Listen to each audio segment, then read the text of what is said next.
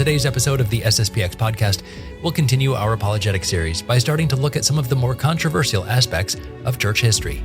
Over the next 6 episodes, we'll have Dr. John Rao join us to look at the hot-button issues that are commonly used to attack the Catholic faith.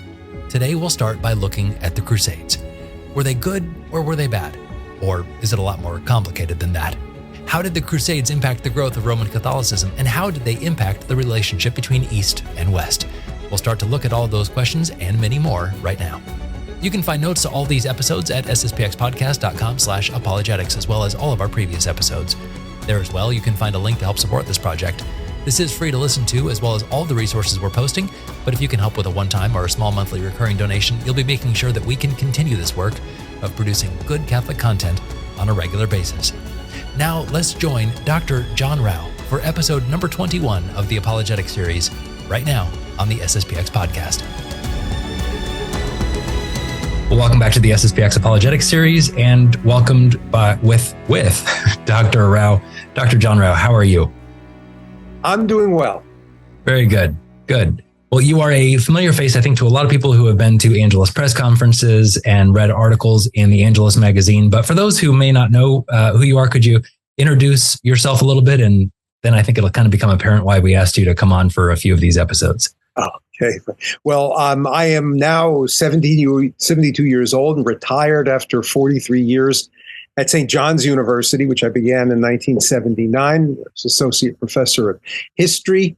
I have my doctoral training in Oxford University in modern European history.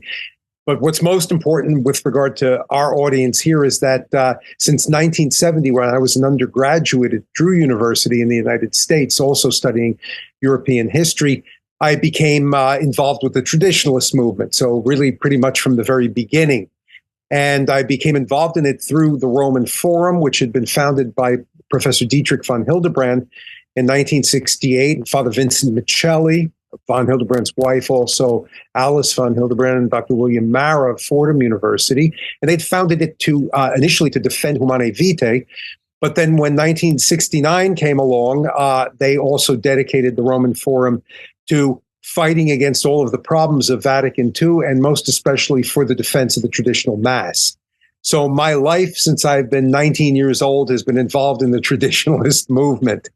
And as far as the Society of St. Pius X is concerned, I started lecturing for the seminary, which was in Ridgefield in 1987. And then I've been pretty much connected with doing academic work for the Society ever since. Fantastic. You've done a massive amount of work for the traditional movement. So thank you for dedicating your life to it. And Thank you. Perhaps you can telephone my wife and tell her that later. Yeah, absolutely. Absolutely. It's always the wives that bear the brunt of the work. It usually seems. Well, like I mentioned at the beginning, Dr. Rao, we're going to be having you on for 5 or 6 episodes. Not so much talking about the theological aspects of apologetics, but more talking about the historical aspects of apologetics, which, you're very well versed in. This episode, we're going to be talking about the Crusades. We're also going to get into the Inquisition, Spanish colonization, selling of indulgences, Galileo, all those kind of hot button issues that seem to be when traditional Catholics or Catholics in general go to college, it always seems to be those are the ones that people attack. But today we'll talk about the Crusades. So Crusades get a lot of attention. There's a lot of anti-Catholic thinkers who say the Crusades were awful. They were terrible. So broadly, why should we care about the Crusades? What is so good or bad about the Crusades? Let's start with a broader overview, and then we'll kind of start to dive into more of the historical aspects of it.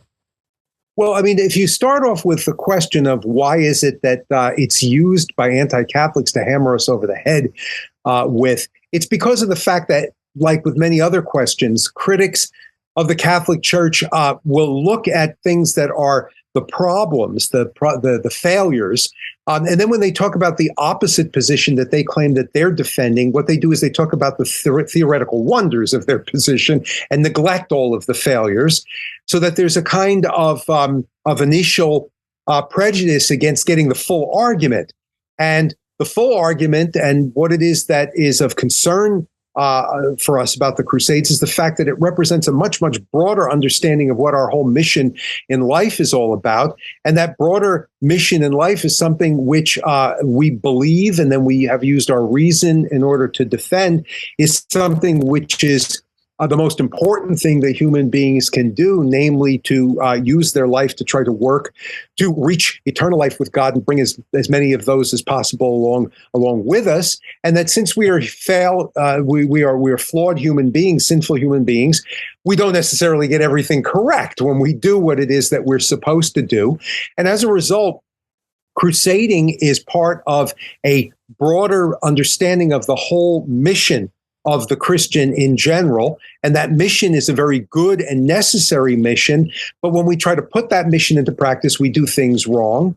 And those who are critics of ours can focus on what it is that we do wrong in such a way as to make it sound like the entire mission is flawed. I don't know if that's a good start to explain what.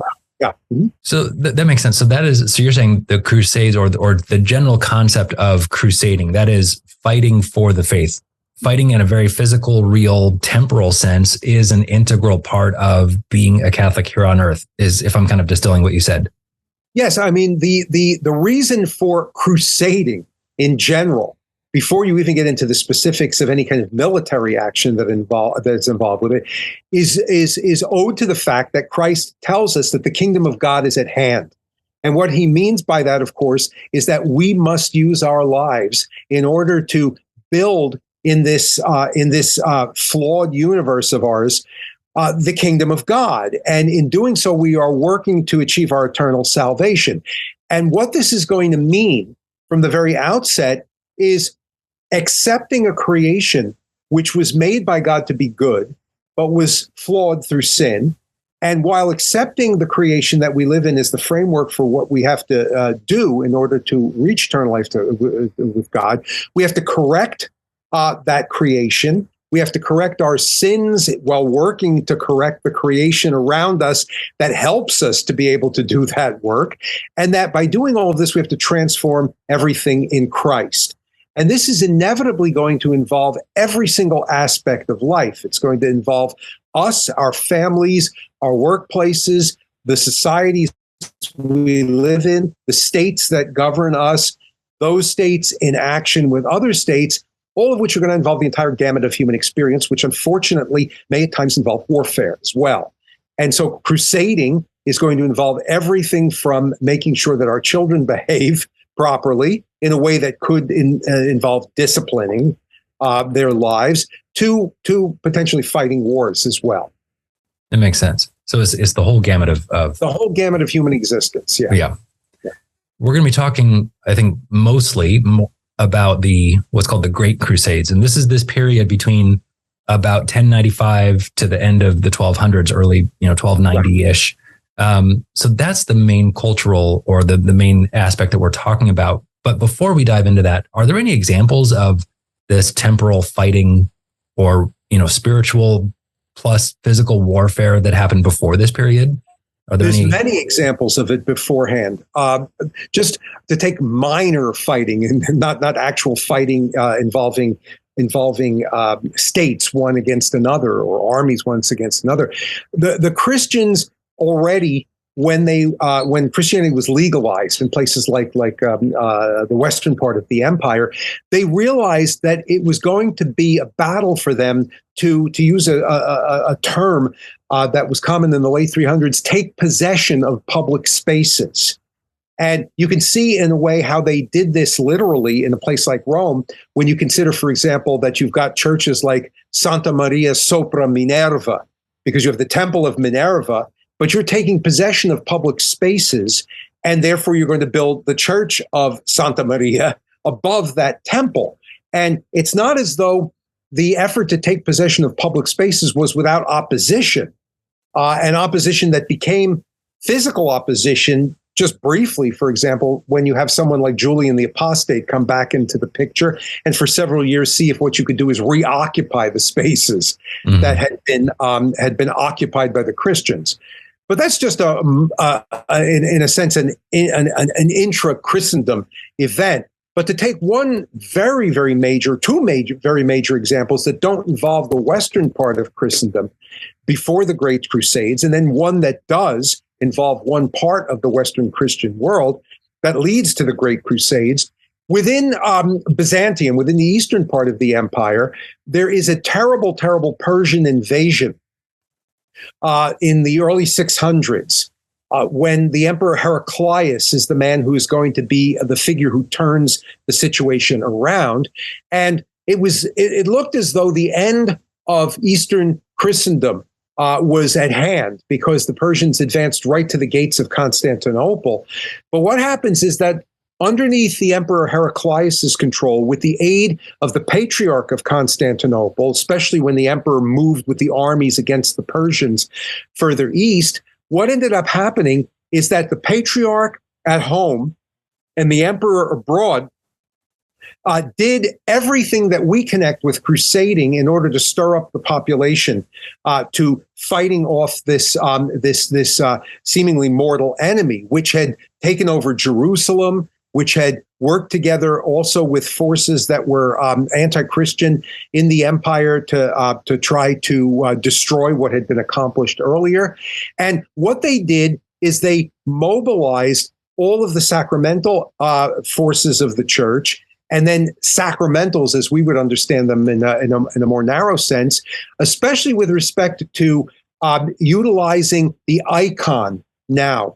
But there's also a crusading literature that develops, particularly around a figure that was referred to as Digenes Acritas, with all of the features of what's connected with literature of a crusading character in the West later on. And it's a very, very important phenomenon down through to the early part of the 1000s. Then in the West, what we consider to be crusading really begins with the efforts of the Spanish to try to reconquer from the Muslims what several Muslim dynasties had begun in 711. And that is very, very much, especially associated with the pilgrimage to Compostela, going to be important in shaping all of the further development of the crusading ideal in the Western part of the Christian world. All right. So we have this kind of history of what you were talking about at the very beginning of, recapturing physical places for Christianity, to continue the social kingship of Christ. It's essentially. Right. But again, this is all considered to be a defensive measure, because these were lands stolen from the Christians by either the Persians, the Muslims in the East, or the Muslims in the West. Okay. So let's get into then the Great Crusades. What was happening more broadly in Europe, in the Near East during this time period? Do we have to kind of get into the mindset of the people at the time to kind of understand what the Crusades were and what they were all about? Yes, you do. But you have to develop very, very seriously what I just mentioned about Spain in conjunction with the rebuilding of a spiritual and political order in the West, because that's absolutely at the central to everything before we can talk about what happens in the Middle East. And it's all centered around the development of the idea of the pilgrimage. It's all centered around the idea of life as a pilgrimage, and then more specifically, the pilgrimage to Compostela and the involvement of people in Western Europe as a whole in the pilgrimage to Compostela, and then the expansion of that to involve this defense of an Eastern Christianity, once again under assault by Muslims, by a new, more reinvigorated form of Muslim, requiring the transformation of this pilgrimage from the West to Compostela to the West, starting in the West, going to the Holy Land. If you want, I can continue on this theme more, because it really is centrally important.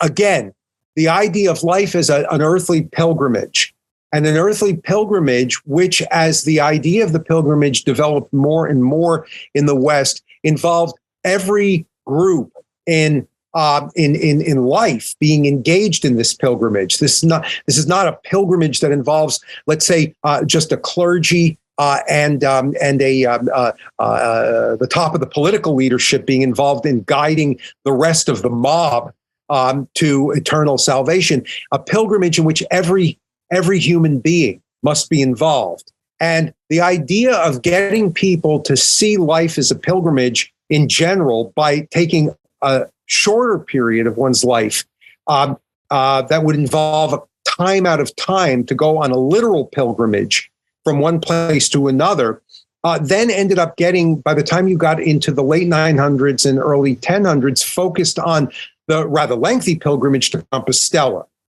Now, in order to undertake this pilgrimage, what you had to do is you had to be protected from ordinary criminals, and then also in a Spain, which was still at that time period very much subject to battling between Christians and Muslims, you needed to have those people who were armed to protect you. And those armed defenders of the pilgrimage, the earthly pilgrimage reflected in of Compostela, but then, showing you what you had to do in life in general to get to eternal life, which will be the end of your pilgrimage journey, meant that those who were interested in organizing the pilgrimage had to recruit those who were soldiers, those who were professional soldiers, to defend everybody else. And this entered into another aspect of what the spiritual leaders of the time in the late 900s and early 1000s, who were really the representatives of the reforming elements of the monastic orders of the day, probably most famously associated with the monks of Cluny in the area of Burgundy. What this was connected with was a need for these monks, these spiritual leaders, to hone in on the biggest troublemakers of the day in Western Europe. And the biggest troublemakers of the day were precisely soldiers who were operating underneath the guidance of a myriad of different lower level forces who don't really even deserve to have the title of noblemen, but fighting with one another, endlessly fighting with one another, so much so that there was a play on words that these monks liked to utilize. The word for soldiery is a militia, and they said our soldiery is a malitia, a force which is operating for evil. So what you needed to do was to find soldiers who would be willing to become subjected to a teaching of what their military activity really ought to be about, rather than what it ought not to be about.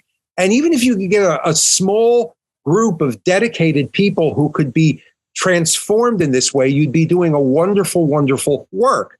And they managed to get a number of people who were willing to do this, and see, therefore, that their soldiers was a defensive job. It was a defense of the believers on their pilgrimage to life, reflected now in this work of going on pilgrimage to Compostela. Now, the people who got involved in this in the late 900s and 1000s ended up becoming, in effect, dedicated to it as a family occupation, so that our understanding of nobility in the western part of Europe, as you move into the 1000s and even more into the 1100s, gets more and more associated with families that can prove that they have generations dedicated to soldiering in the proper way. And these, once again, may 100% of the time do what they're supposed to do, maybe 50% of the time do what they're supposed to do, maybe only a fraction of the time do what they were supposed to do. And they're intermingled as a result in their activities with political activities back in what's present-day France or Germany, which give them a political clout as well as a clout with as a spiritual force, doing something which is of importance to developing the religious life of the population of Western Europe at the time. But in any case, what ends up happening is you do get a sense of what the soldier is all about that develops generation to generation and is a source of pride for people. At best for the entirety of their lives, at worst, at least for a part of their time. And as what happens is this sense of duty to defending the faith, which is an act that is a lifelong pilgrimage act for the soldier, because this is the job that they undertake. As the areas expand where such kind of activity might be useful, as these areas expand, then their realm of activity is also going to expand. And it expands as a soldiery defending the pilgrimage of life in Spain, as Spanish political leaders managed to make advances against Muslims in the peninsula. But it also is going to expand as what happens is the idea of the pilgrimage attracts more and more people to go on pilgrimage to the east, to go on pilgrimage to the Holy Land, which involves a very, very long trip, obviously, sometimes by sea. In fact, at best by sea, in which case cities that are dedicated to commercial activities through the Mediterranean, like Venice or the city of Genova, will end up shipping pilgrimages abroad. And then if worse by land, which is much harder, through areas of the Eastern Roman Empire, the Byzantine Empire, the Eastern Christian Empire. All right, so you're going to get an expanded movement headed eastward. Now, what ended up happening, however, to create the Great Crusades is that there was disruption in the Muslim world. There was weakening of the existing forces in the Muslim world, divisions among what had once been a unified caliphate in the eastern part of the Muslim world. And there were new elements that entered into the picture as well that were much more vigorous, as they turned out to be, and also, in certain respects, much more vigorous in terms of their religious commitment as well. And hence you get the appearance on the scene of one after another group of the broad ethnic element that we refer to as the Turks. And what then took place in the latter part of the 1000s is that more vigorous, pitted Muslim forces ended up dominating in the areas of the Holy Land, causing difficulties for pilgrims from the West to come. And not only did they cause difficulties for pilgrims from the West to come, but these quite vigorous Turks and quite religiously committed Turks ended up reversing the advances that the Eastern Christian, the Eastern Byzantine forces had made in the 900s and 1000s, and then moving into the heartland of the Eastern Empire. And what ended up happening is that when you got down into the 1070s, the Seljuk Turks, as this group of Turks is referred to, inflicted a terrible defeat on the Eastern Empire, a place called Manzikert, 1071, exposing the entirety of Asia Minor and even the area leading up to Constantinople itself to not just military advances of these people, but actual colonization as well. And in their great danger, what ended up happening is that when you got to the later part of the 1000s, is an appeal that goes out for help. An appeal that goes out for help, which apparently the Eastern Emperor at the time conceived of as help that would come in the form of mercenary soldiers that would be recruited into the army of the Eastern Emperor to then go into battle. But what ended up happening is that this set into motion when the appeal was transmitted to the West. It was translated into a direct appeal of the Pope at the time, Pope Urban II, to the soldiery of the West in several stages, because he made a journey. Italy. He was not himself an Italian background. He was of French background, active at the monastery of Cluny, which had a great influence over the papacy to such a degree that he became Pope himself, as after having had this career at the monastery. And then he as Pope makes a journey up from Italy back to Cluny and in the area around Cluny, at which he appeals for help for the Easterners to defend Christianity from this new and more hostile force. And the way that was interpreted was manifold, because there were certain ventures to try to give aid to the East that were not exactly what anyone had in mind to begin with, but then ended up leading to this first organized crusade underneath various leaders who had a reputation as being involved in or interested in this whole idea of the armed pilgrimage, the protected armed pilgrimage, then moving off to the east, but under no circumstances conceiving their job as being one of auxiliaries to the emperor, but as doing something which was distinct on their own regard, but with regard to the same common goal. I don't know if that gives you something of an idea of what was at stake at the time. Yeah, absolutely. Also, I could give you, there is one other important element here, and that is families of nobility, of Western Christendom. Families were, or could be, rather large. They could be rather large, and according to the way in which the use or possession of land was understood, it's not as though land was going to be divided up among many sons.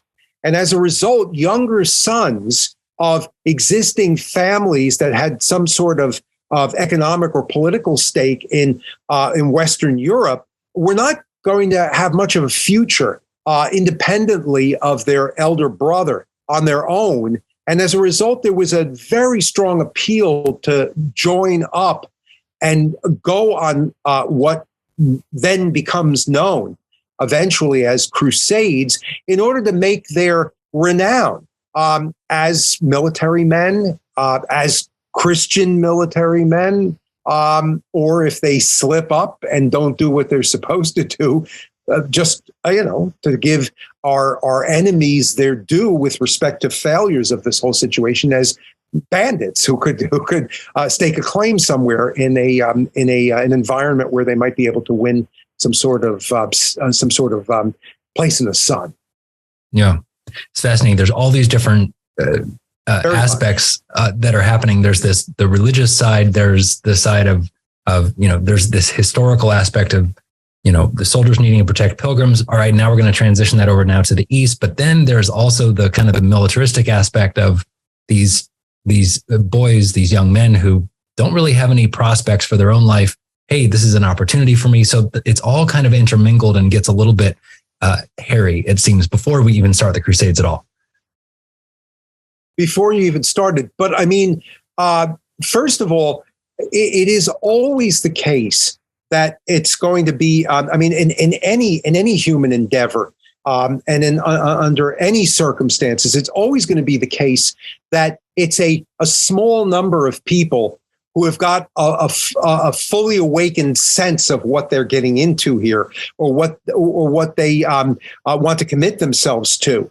It's interesting to note that once computer technology was fully developed, students of the Crusade were able to do a vast amount of work that people beforehand, I don't think, would have the courage to undertake. I mean, by studying endless documents involving land holdings or feudal arrangements and the like.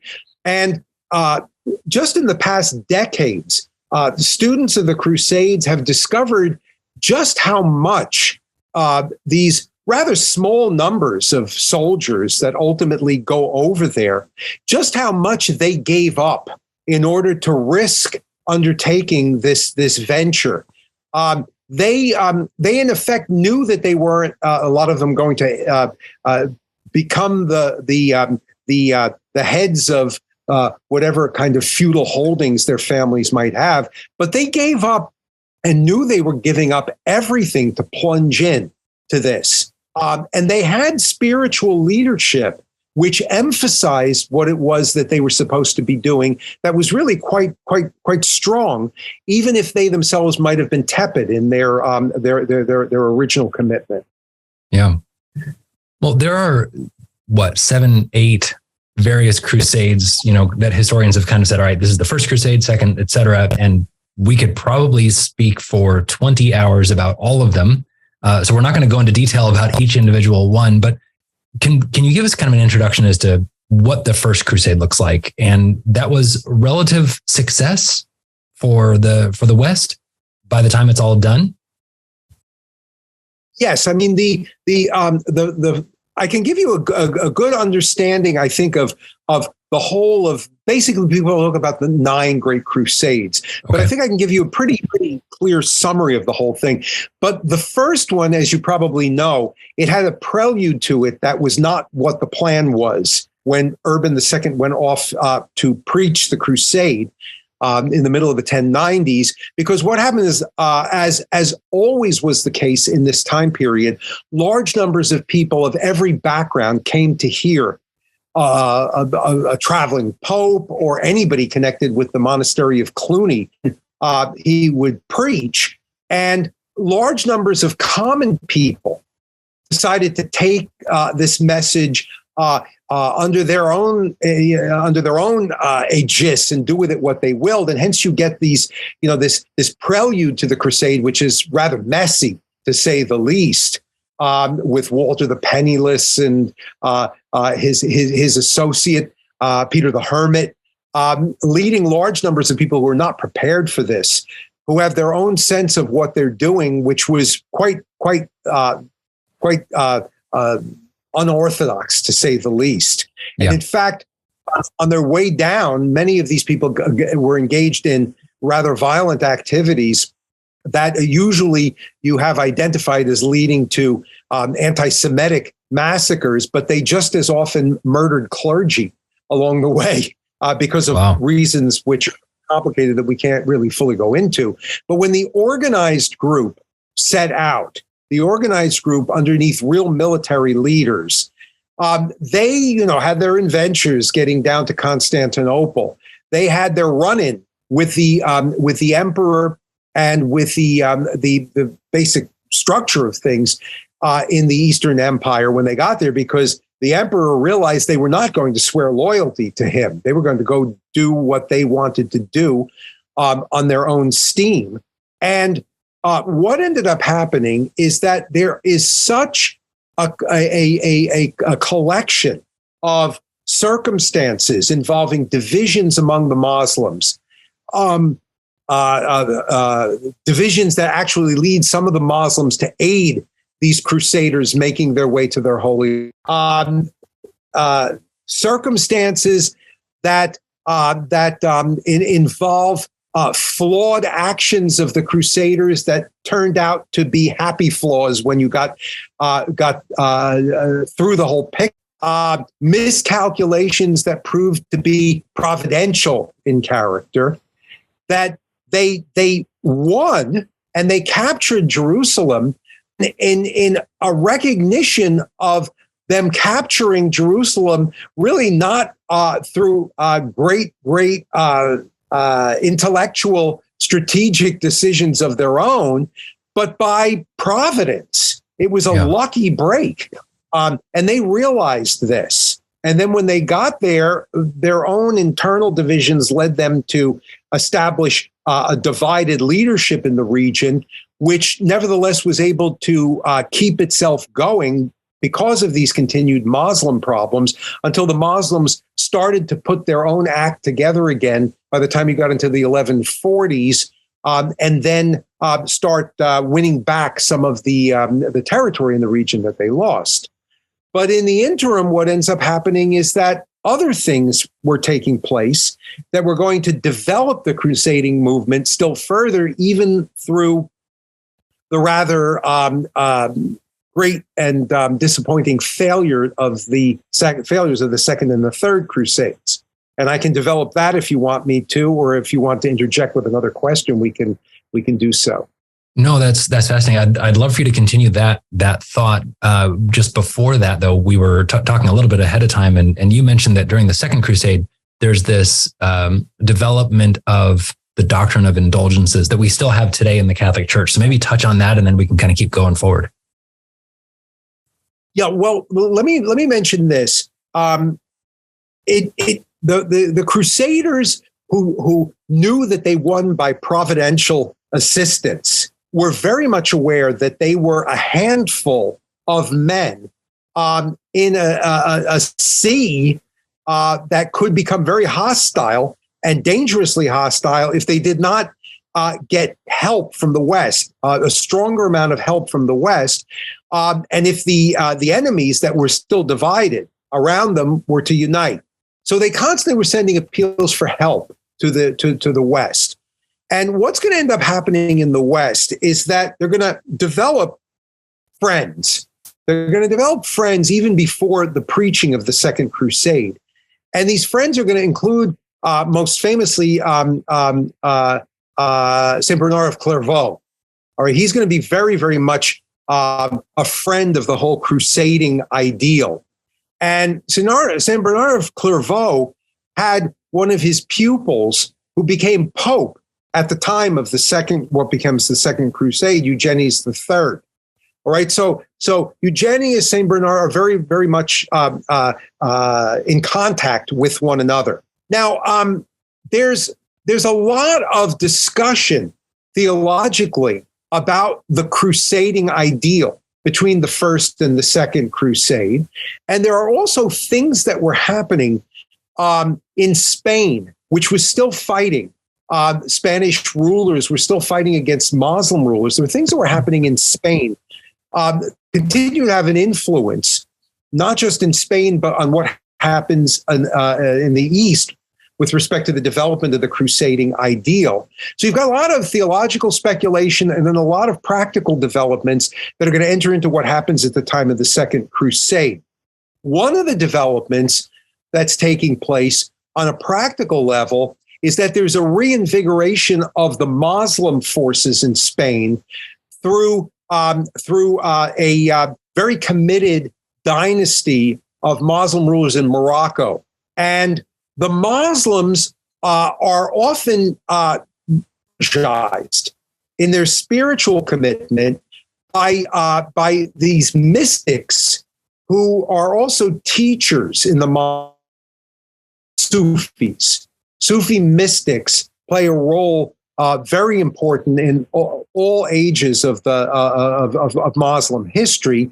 Some Sufis are very peaceful in their teaching. Some Sufis are very, very militant in their teaching.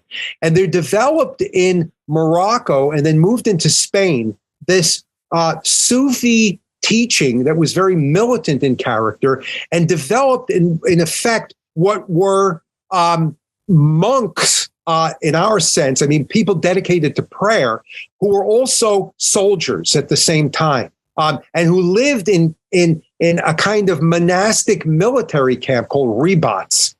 And from Spain, this idea influenced people who were engaged in crusading on behalf of Christianity. So that what you're going to get is theological speculation about the need for there to be knights, soldiers, who are also dedicated very, very seriously to the spiritual life.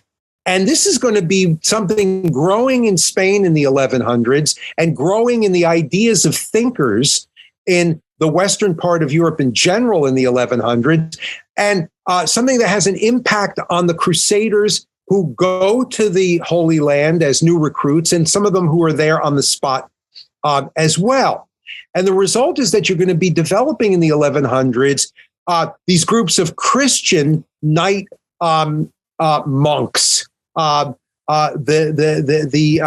new knighthood, as Saint Bernard refers to it, and it's out of this that you start to get developing the Knights of the Temple, in the Knights of the Hospital, who are dedicated spiritually to their personal holiness, but also to doing their work as defenders of the temple or the area of the old temple in Jerusalem, or who develop a career for themselves as hospital organizers and workers because of the fact that there's a great need to take care of all of the sick or who come as pilgrims or who come as soldiers. And hence you get the Knights Hospitallers, who become the core of what's present-day Knights of Malta. And then there are many, many others in Spain and in the Holy Land who become the core of these new military orders, half monk, half soldier. But then there's other speculation with regard to what going off to the Holy Land means as a soldier, or what going off to the Holy Land merely as a pilgrim means, and what it means to aid these soldiers or pilgrims on the part of people who can't go off to pilgrimage and stay at home. And what's going to happen in the mind of theologians speculating on this is going to develop into what we call the indulgence. And this is one of the most fascinating developments of the 1100s, and it's part of the entire intellectual explosion of the West that involves exploiting Aristotelian logic in order to appropriate it for the use of developing the data of revelation, or developing the other ideas that are going to pour into the Western world from a further exploration of pre-Christian Greek philosophy. And all of this aids into the building of a much, much clearer idea of what we call the mystical body of Christ, and a speculation on how all of us in the mystical body of Christ aid one another spiritually in the different realms that we have our vocations in. It's not the case that everybody can drop his responsibilities as a father of a family and go off on a pilgrimage, or even go off abandoning the family's feudal estates to go off on pilgrimage, because he'll neglect what is necessary for the maintenance of the given family and even his just political responsibilities at home. So what is it that you do? Well, you meditate on this and you say, well, we all aid one another as part of the mystical body, and we all aid one another, calling upon the help of those who are more advanced in holiness than we are, as we seek to aid one another. And thinking about all of these matters leads the theologians of the 1100s to begin to develop what they see is already there. And they see it's already there into the doctrine of indulgences. In other words, well, here, let me give you an example from the Old Testament, right? David says to God, I am going to build you a house, right? I'm going to build you a house.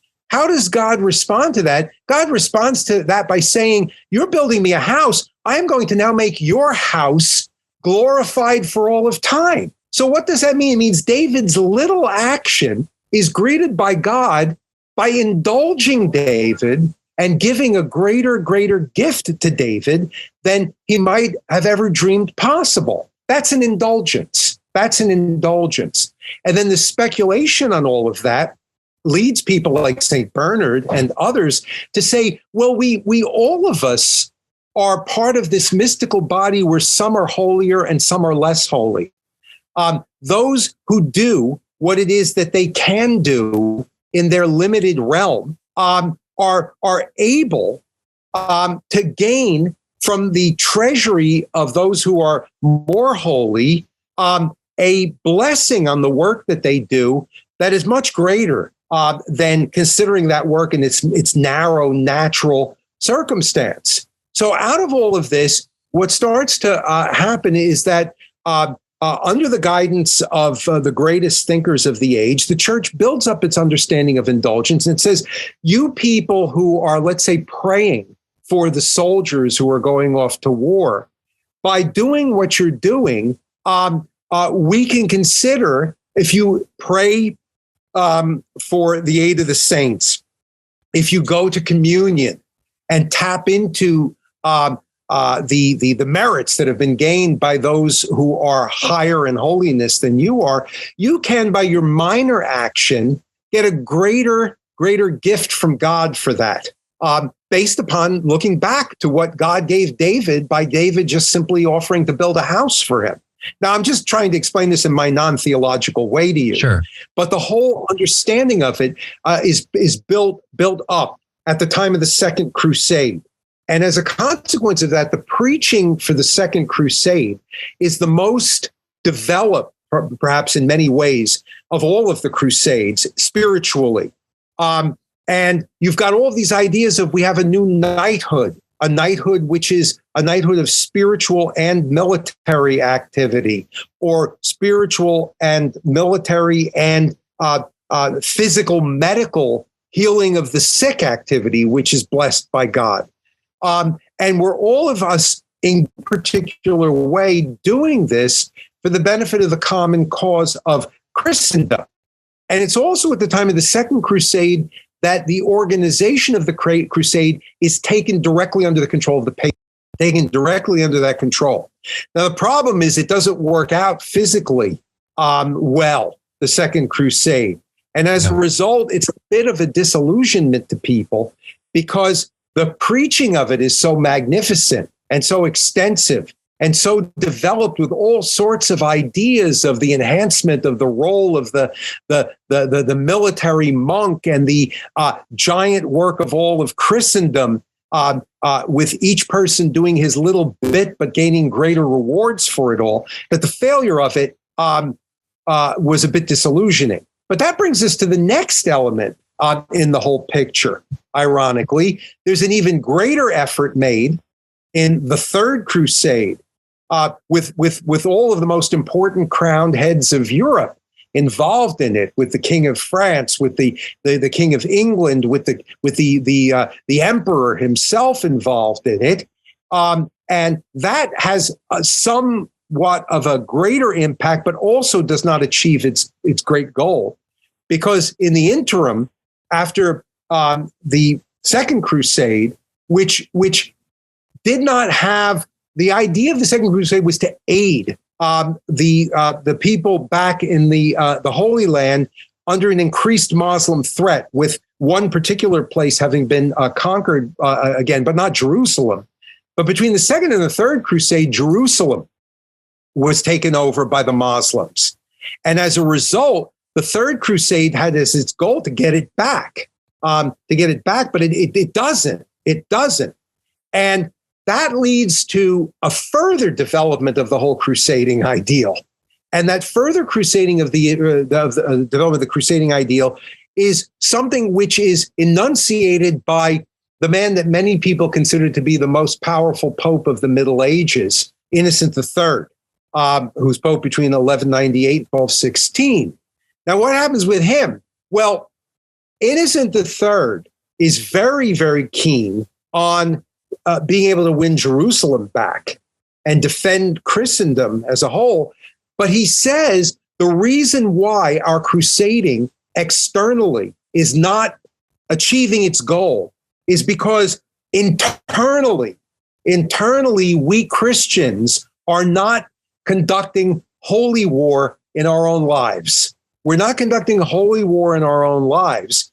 And the essential thing for us to be able to make the military war successful is for us to be able to engage in crusading in every aspect of life in already existing Christendom.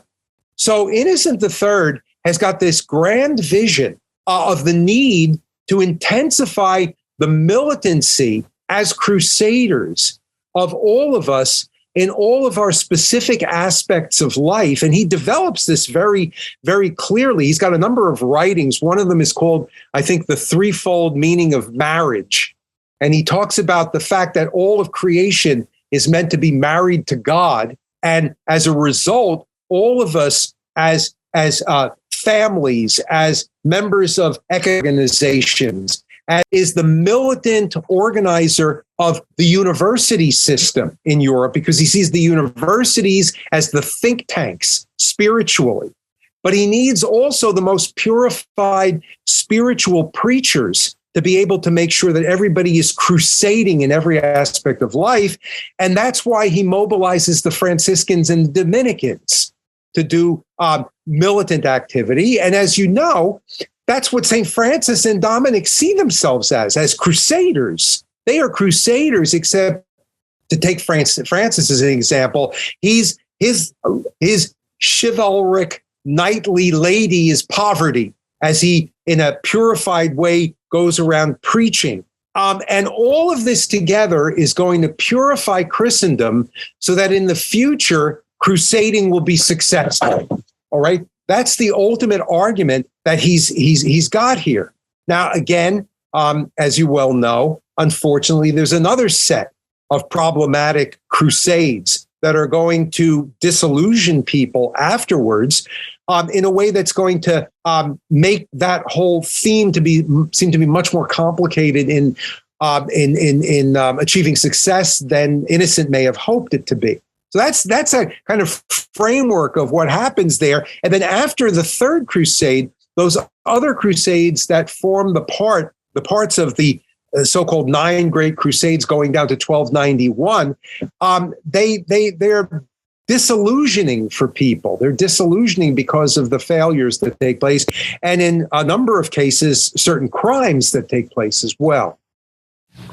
On that note, speaking of specific crimes that take place, one of the more jarring ones is the atrocities that took place during the Fourth Crusade, just shortly afterwards, right, where soldiers are not, like you said, that in the very First Crusade, they were committing anti-Semitic crimes. They were also killing clergy. But in the Fourth Crusade, they are sacking entire Eastern Orthodox cities. They, meaning Western Roman Latin Catholics, are sacking entire Western Orthodox cities. Not very good for trying to get union back with the Eastern Orthodox churches, I would presume. No. See, of course. Again, Innocent III is horrified by what happens on that Fourth Crusade, because that was his baby, that Fourth Crusade. Yeah. You know, he was everything he was doing was designed to make sure that you'd have a better organized and a more purified Christendom to be able to conduct a crusade that would merit being able to win. And what ended up happening there is that you have a classic example of what we started out our discussion regarding. You've got the ideal, and then you've got human beings who are the ones who are the agential. And it's not always the case that the people who are the agents of the ideal are going to carry out the project properly. And what happened in that Fourth Crusade is you see an instance of something that St. Bernard and also one of the great political writers of the 1100s, John of Salisbury, were worried about, because they knew, and anybody spiritually enlightened knows, that this project of trying to mobilize all human beings in all of the different realms of activities that they're engaged in a militant way that would involve also warfare is not exactly like organizing family members to go out for a pizza on Friday night. This is something which involves the struggle of every human passion being brought under control. And both St. Bernard and John of Salisbury were very worried about the influences of narrow self-interested groups in undertaking such activities. Bernard was very much worried about legal-minded thinkers, bureaucratic-minded thinkers with narrow political goals in their mind. John of Salisbury was very much worried about the growing power of money men, and he said this is going to be a huge danger for everybody in the future. And what happened in the Fourth Crusade was very simply that these soldiers wend their way down to Venice in order to get transport to the Holy Land, and they were always, the soldiery, broke. And the Venetians, who are money men, said, well, we'll transport you if what you do is you just help us with a little side business along the way. And the side business ended up sacking the city of Zara, which Venice had some troubles with, after which time the entire crusading army was excommunicated. It was underneath excommunication for having failed to do what it was supposed to do. And there's all kinds of debates as to what entered into the picture after that irregular situation of the crusading army. But there were any number of figures involved in trying to interpret what should be done next, who could take advantage of everything from the lack of communication. Again, how do they know exactly where they really stand with relation to the Pope? And there are lots of people who are, as intermediaries, willing to try to soften the blow and claim that it's not as bad as it really seems it is, in a way that could make them feel as though their situation is not spiritual as foreboding as it seems to be. And then there's others who they'd better get in as many sins as they can before they get forgiveness. And linked all together with internal Byzantine problems, there is that second step, which led the army off to intervene in battling of various hostile internal forces, so as to overthrow the existing authority in Constantinople and make it into a Western kingdom. All right. And yes, this has been one of the greatest disasters in terms of poisoning Eastern-Western relations since that time. It was even brought up again as being essential for John Paul II to address in dealing with the Patriarch of Constantinople, and again with Pope Benedict XVI. It constantly comes up. So yes, indeed, big problems. Wow. As we one other thing. Yeah, please. Yeah, one other thing it's important to note here, and this is fits in with Saint Bernard and his fears. You might know that Saint Bernard wrote an exhortation to Eugenius III, and he warned him about the dangers of manipulated by a narrow-minded, bureaucratic, legal, political mentality. He warned them about this, and this kind of warning continues through the 1200s. And what did happen is that the papacy, when it developed its power and was, to take the good side of the argument, seized with this vision of being able to build a world that would be ordered towards transforming everything in Christ, it did so in a way that could lead to exaggerations in policy, and did lead to exaggerations in policy, to make popes, individual popes, think that they could really reorder everything absolutely correctly for the sake of achieving the most perfect political church-state relationships in Europe to their advantage, to the degree that they then began declaring political crusades. Crusades inside Europe against this particular leader because he wasn't operating in line with papal policy, the way in which they thought best suited to achieving their goals, and against cities in Europe that weren't contributing or doing what they were supposed to be doing according to the exact papal policy. And as a consequence, you have found large numbers of political crusades being called, with political leaders and cities being punished for not going along with papal policies by imposing interdicts against the use of the implementation of or interdicts for the sake of cutting off access to the sacraments until they did what they were supposed to do. And you have some places, in places like Italy, where you've got cities that are deprived of sacraments for 40 and 50 years during the course of the 1200s for not fitting into papal policy accurately. And in the midst of all of this, the Crusades collapse. And in 1291, the last bastion of Western crusading power in the Holy Lands disappeared. And as a consequence, the disillusionment was so great that there's going to be a temptation to say that the reason why all of this happened is because the leadership of the church has done all sorts of things that it should not have done that have ruined it. And to a certain degree, that's true. Wow.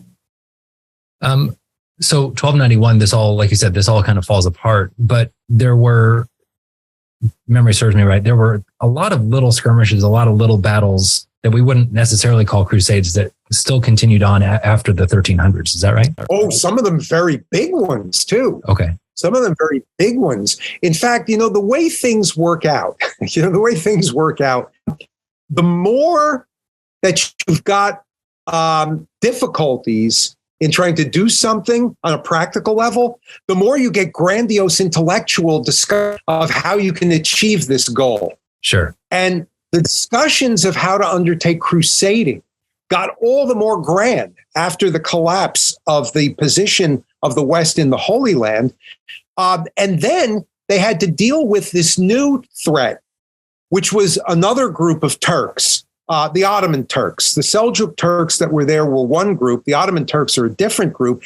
They become very important and powerful by the 1300s. And there was a grand intellectual plan for dealing with them that actually achieved the putting together of a quite large crusading force in the late 1300s that advanced against the Ottoman Turks, an international group, biggest one, I think bigger than any of the forces that were sent during the Great Crusades, but in many respects, badly integrated, and then falling prey to a horrific defeat in a place called Nicopolis in the late 1300s that gave to the crusading enterprise again another black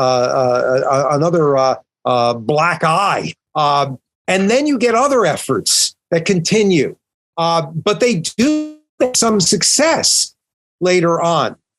There are further crusading efforts, especially in trying to deal with Ottoman advances. And hence you get in the late 1500s the great success of the Holy League at the Battle of Lepanto. And then you get also the success of another Holy League when the Ottomans were advancing to Vienna in the 1680s. And that success actually turned the tide entirely against Muslim advances, so much so that there are, for the average person, unsung crusades that were hugely successful in the early 1700s, pushing the Ottomans way back down through to 1740.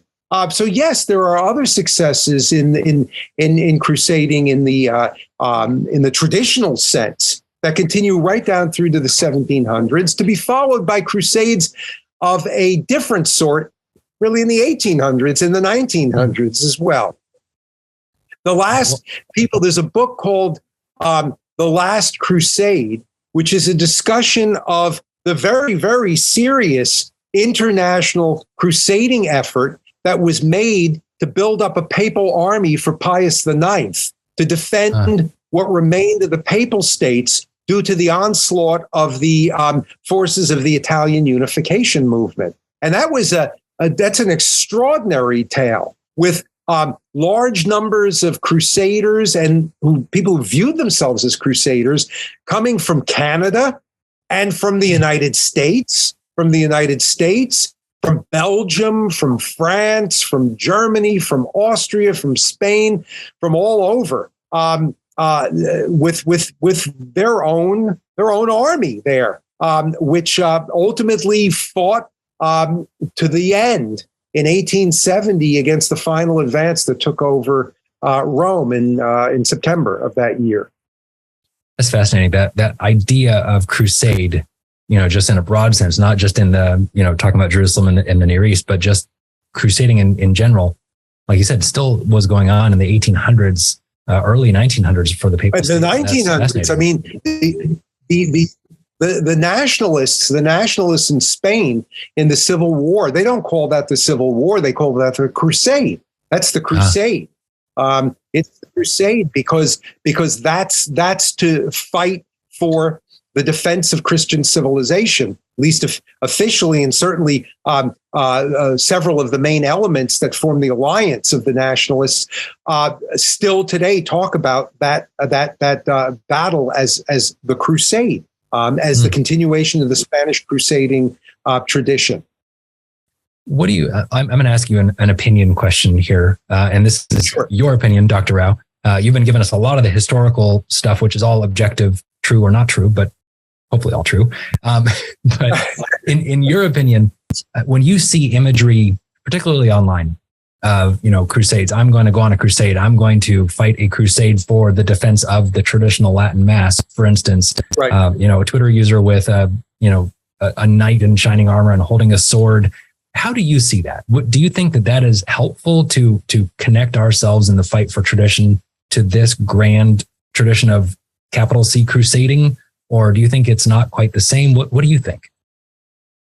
Well, I mean, it's capable of being misunderstood and misused, obviously, because one would not want the people using this imagery to think that they are committed to defending everything that happened in every crusade, or to think that everything that's been said to indicate that there were crimes committed in crusades is somehow or other a lie that's part of a gigantic conspiracy, because there have been a lot of things, and it's inevitable that there are a lot of things that are done wrong in every realm of human activity.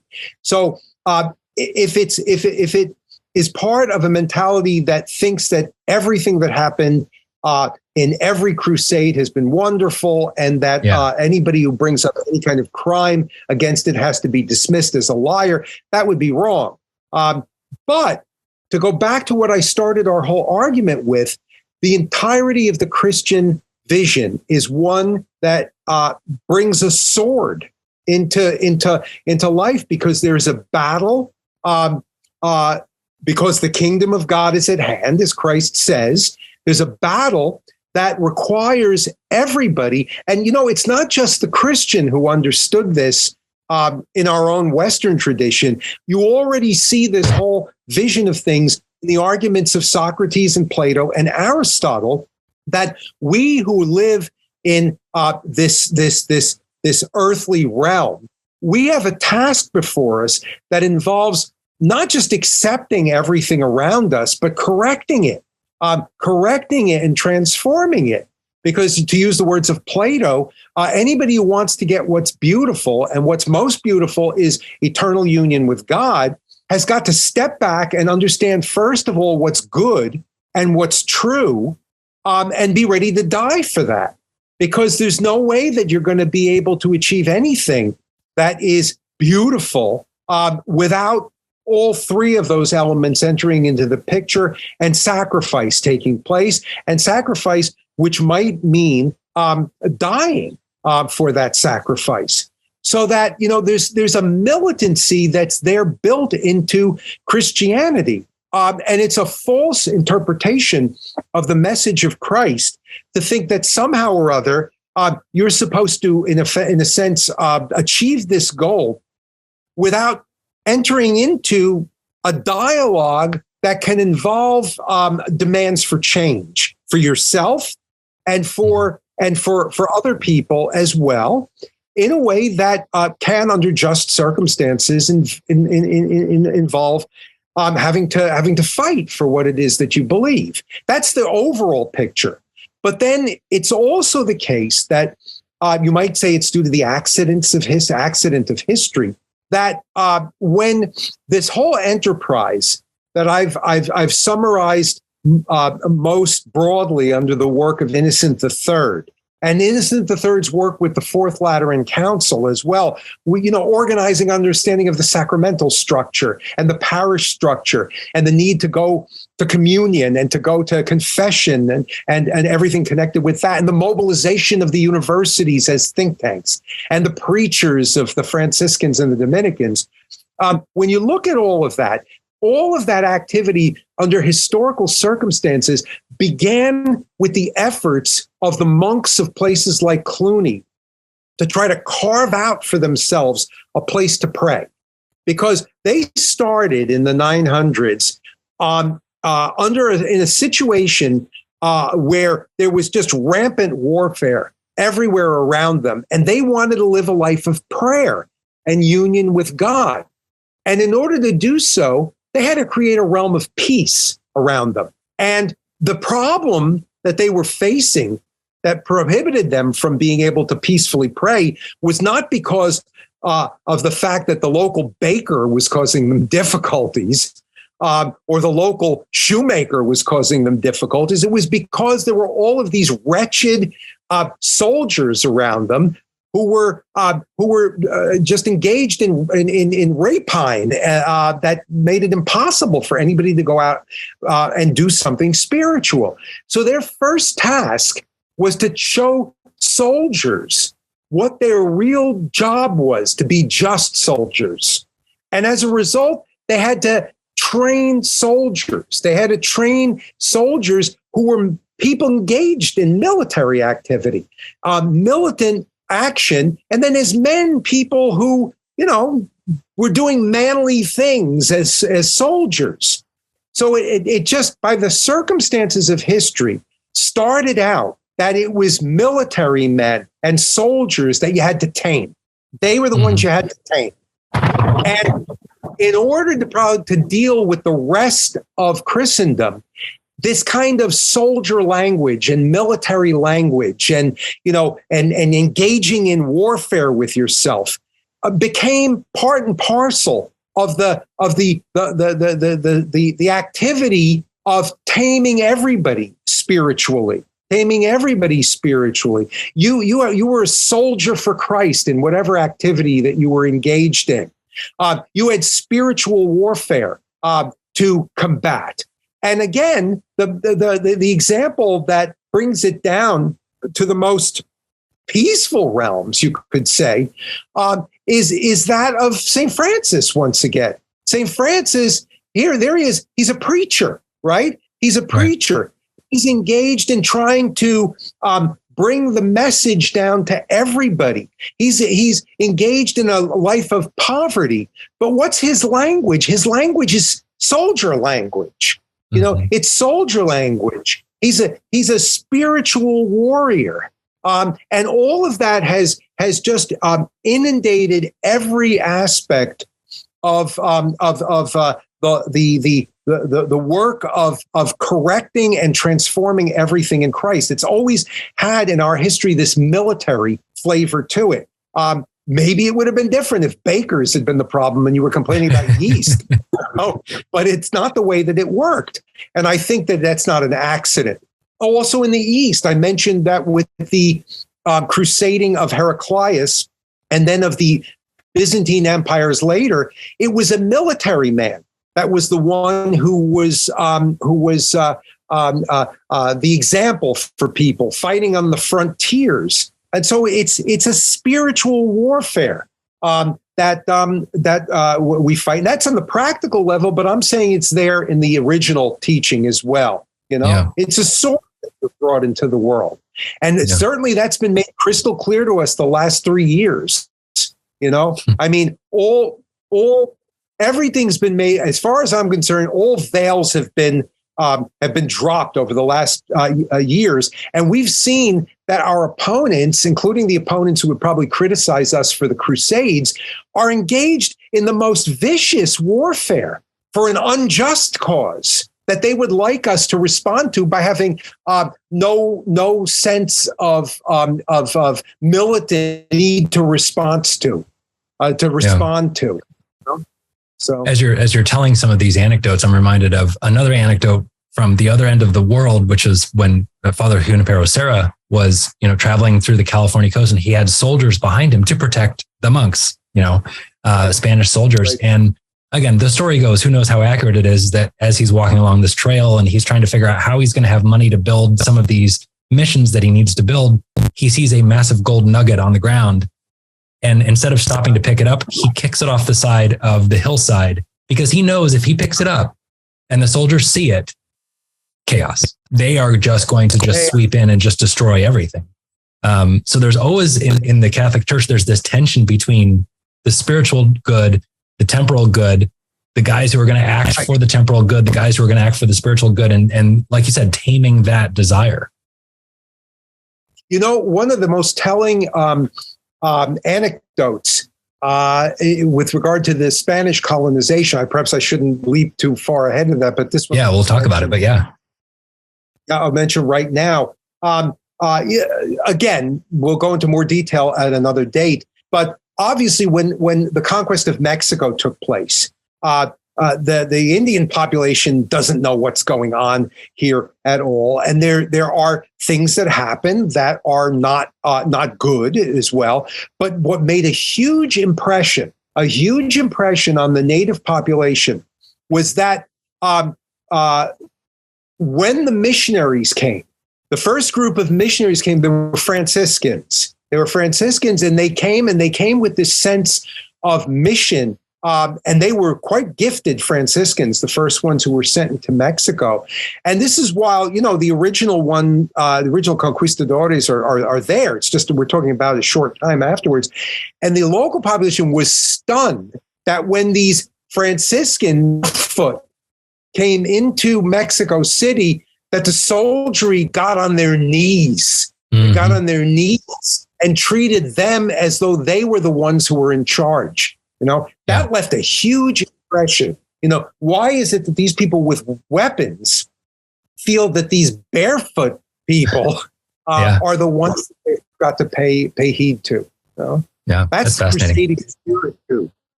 Yeah.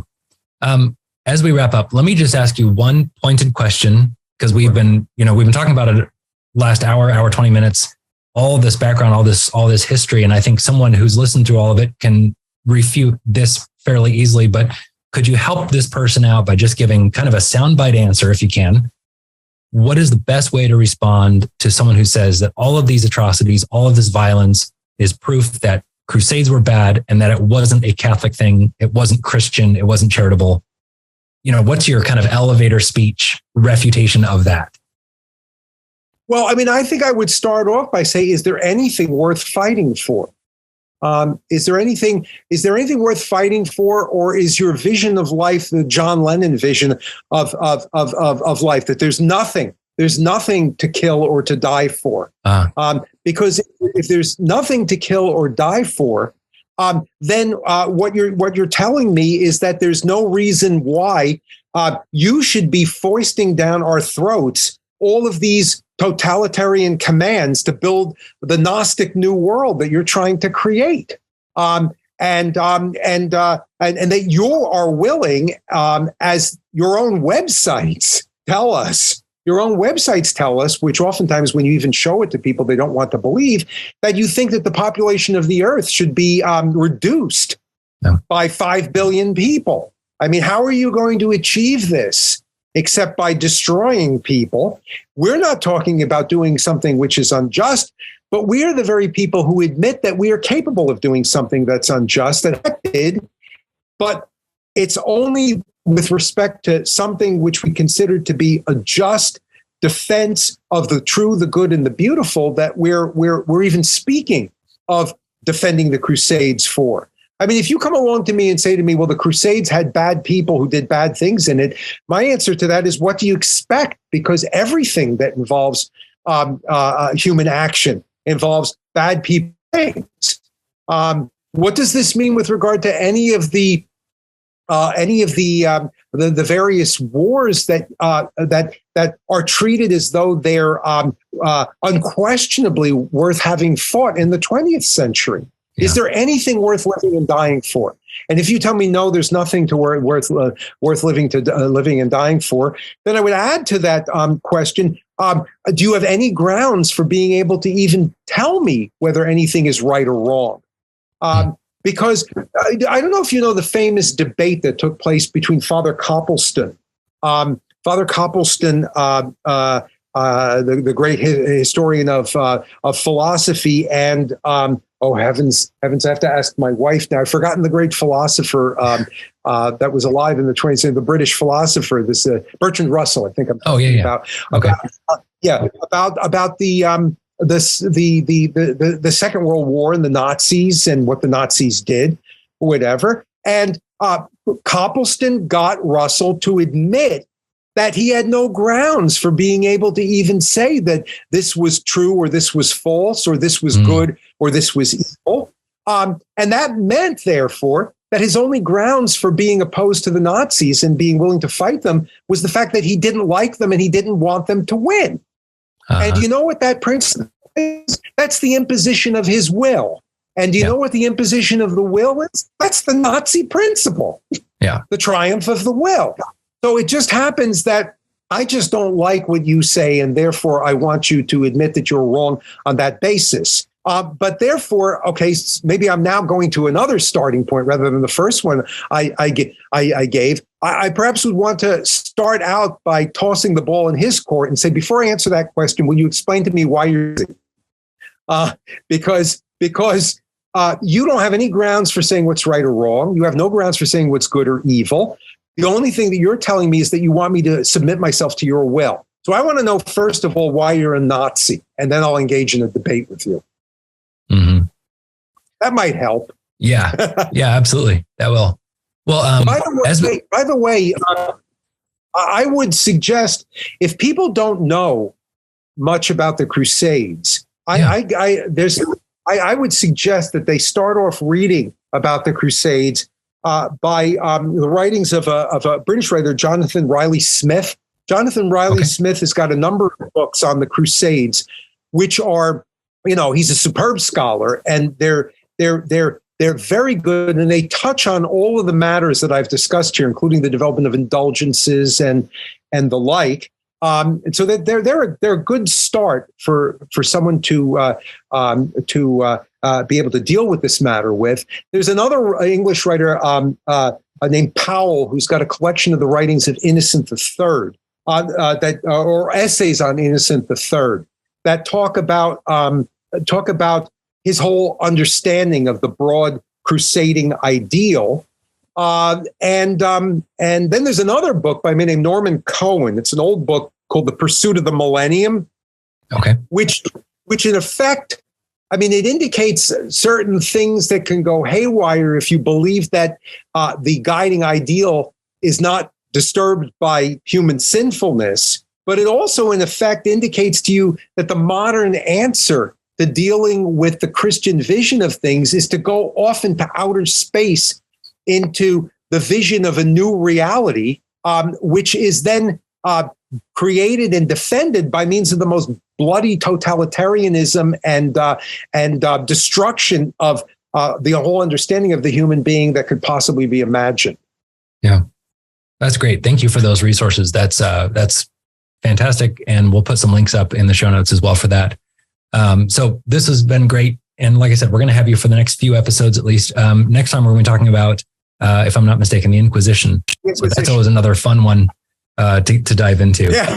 All right. Well, we'll speak to you next time. Thank you again so much for your time. Okay. Thank you. Thank you. Right. Thanks for listening to this episode of the Apologetics Series on the SSPX Podcast and on our YouTube page. Please consider subscribing to the YouTube account and the podcast on Apple Podcasts, Stitcher, or wherever fine podcasts are found. And please consider leaving a rating or a review on this podcast. This will help to make sure more people can find this podcast and discover the beauty and the truth of traditional Catholicism. Until next time, thank you for joining us, and God bless you.